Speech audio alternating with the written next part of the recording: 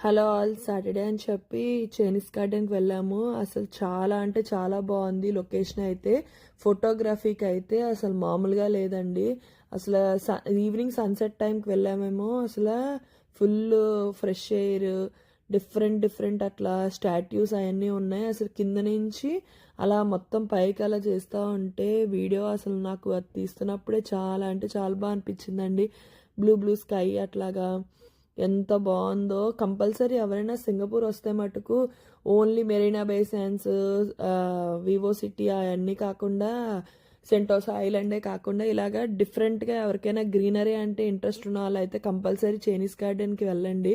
ఈ గార్డెన్ మొత్తం మాకు తిరగడానికి 2.5 hours పట్టింది. ఇలా డిఫరెంట్ డిఫరెంట్ స్టాట్యూస్ అవి కూడా ఉన్నాయి.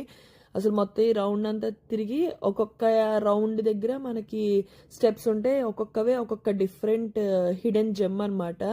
అసలు నాకు లొకేషన్ అయితే అసలు ఎంత నచ్చిందంటే, మేము చాలా 3 years తర్వాత ఇప్పుడే వెళ్ళామన్నమాట. అందరూ చెప్పారు ఇలా ఫ్రెండ్స్ అయ్యి బాగుంటుంది అది ఇది అని అంటే మేము ఎప్పుడూ వెళ్ళలేదు. కానీ మాకే బోర్ కొట్టి ఇంక నేను మా హస్బెండ్ కంపల్సరీ అసలు చూద్దాము, అందరూ బాగుంది బాగుంది అంటారు కదా.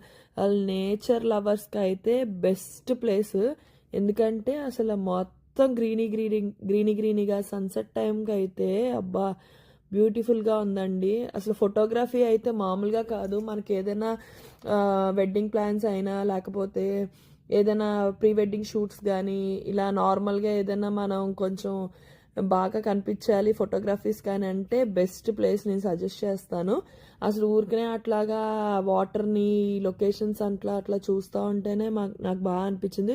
2.5 hours కంప్లీట్గా జపానీస్ గార్డెన్ అని, ఫ్లోరల్ గార్డెన్స్ అని ఇలా డిఫరెంట్ డిఫరెంట్ ఉన్నాయన్నమాట. గార్డెన్ అయితే హాయిగా అలా కూర్చుని రిలాక్స్ అయ్యి సైక్లింగ్ కూడా చేసుకోవచ్చు. తర్వాత ఇంకా ఇంటికి రిటర్న్ అయిపోతున్నప్పుడు మిక్సియో అని చెప్పి ఐస్ క్రీమ్ ఉంటుంది. అందులో మ్యాంగో సండే అని చెప్పి చాలా అంటే చాలా బాగుంది. ఒరిజినల్ మ్యాంగో లాగానే ఉంది టేస్ట్.